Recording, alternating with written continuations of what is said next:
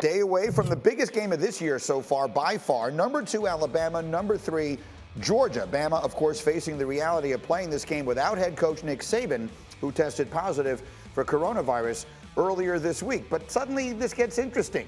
Let me bring Rinaldi back into this conversation here. Tom Rinaldi's in Tuscaloosa. Tom, what is the latest you're hearing there in the aftermath, of Saban testing positive 2 days ago? Well, we heard from Saban Green directly last night on his weekly radio show, albeit from home, where he said he feels great. He remains asymptomatic. He has no fever. And he talked about how much he wishes he could get to the game and actually be on site come Saturday night's kickoff. There is a path for that to happen, Greeny.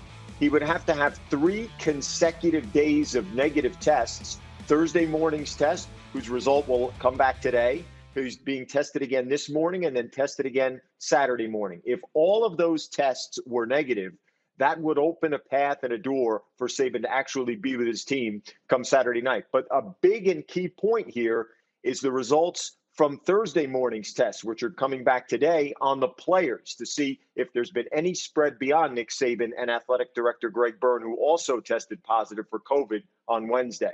Look, it's already such an unusual season, and now we have all of these circumstances. How would you describe, you've covered a million college football games, you've, I'm sure, never covered anything like this. Just give me a sense of what things are like down there. Well, I can give you a sense from very good sources inside the Saban household that things remain as loud and involved as you might imagine. Despite the fact that he's not on campus, the defensive meetings have been particularly boisterous. He zooms in for everything. He's part of everything that's happening in practice via Zoom. He's on phone calls with staff members asking drills to be redone. So he's just plugged in as ever. Steve Sarkisian will be handling the head coaching duties if Saban is unable to be there, as well as continuing to call plays while he's being the offensive coordinator. But make no doubt, this is the face of the sport, Greeny, as you know, and there's a great deal of attention. Saban expressing his appreciation for all the well wishes he's received, even as he's clearly chomping at the bit to try to get these negative tests and see if he can't be with his team come Saturday night. All right, Tom Rinaldi with us. Let us know if you hear anything further from down there. We'll come right back to you. In the meantime, I want to bring Mark Sanchez and David Pollack into the conversation as we get set for this game. And Sanchez, you played for Steve Sarkisian. So what will this offense look like with him as head coach? Listen, I don't think anything's going to change. And what makes Sark so attractive to Coach Saban is his aggressiveness. Everybody thinks Coach Saban is, he wants to be conservative. But when you see this, he's going to establish the running game first, and he's going to trust Mac Jones to make great decisions when the defense is in a great look. They're pulling both guards here, but look how many guys are at the line of scrimmage. Mac Jones knows, hey, I could flip this ball out, throw this bubble screen. We got 2 for 2 outside blocking, and we're going to score right here. So he has incredible trust in Mac Jones. Look at the end of the game. Look at the score. They're up big. They're beating Ole Miss. They love this stack alignment by the receivers and this release pattern of crossing the receivers is swap release. The offensive line does a great job holding off the Ole Miss rush, and everybody's keyed in on Najee Harris because of the run game. The run game they established early in the game. There you see Mac Jones see that the inside receivers taking 2 defenders. There's Waddle one-on-one, and he chucks this thing. Uncork that thing, kid, like a bottle of champagne. Well, I know under that mask, Sark saying we're only going Martinelli's tonight because you underthrew it, kid. That should have been a touchdown. Sark wants to score. He doesn't want to just beat you. He wants to step on your throat. He wants to embarrass you and score a lot of points. So he's going to be just fine. So you think that he's going to be just fine. But, David, I was looking at your notes, and you were discussing how there are some concerns about where Alabama really might miss Saban if he's not able to be there. Where is that? Well, first of all, what Mark said is great, and it's easy, sure, for Sark because that's his role. That's all he has to do is call plays.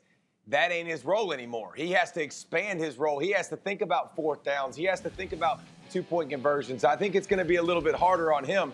But where Alabama has been great is second-half adjustments. You look against Georgia, they're plus 30 in the second half in the last 2 ball games. Last 2 ball games, by the way, was the national championship and the SEC championship game. 2 big games, obviously, 2 huge games. So the adjustments that everybody has to make. When you're a coach, you have a job to do. Well, when Nick's there, everything runs through Nick. Now there is no Nick. So everybody has to pick up the slack and do more than they're used to doing. And when you have to do that, you might not pay as much attention to some things that you would be paying attention to. So it's a key point to watch. I think it's going to be there's going to be a growing pain with this because it's never been done at Alabama.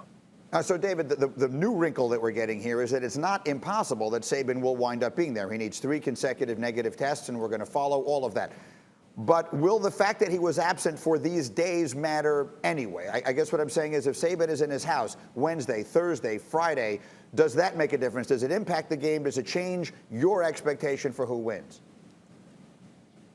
No, I think if he's there, I think it changes everything. Listen, practice, he's been there via Zoom, which isn't, I don't think, the greatest thing in the world. But if he's there on game day with his eyes, his knowledge, his experience, it helps tremendously. So I think that would be a game changer if he's there. And meanwhile, Mark, I know you spoke with Sarkisian yesterday. What can you tell us? He said, don't listen to David Pollack. We're ready to go. We're ready to play.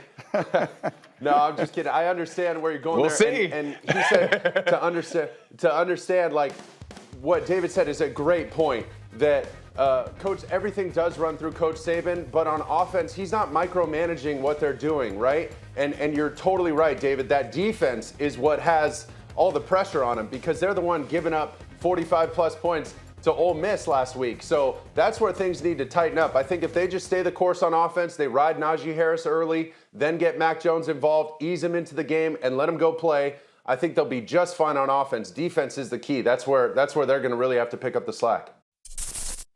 Thank you for watching ESPN on YouTube. For live streaming sports and premium content, subscribe to ESPN+.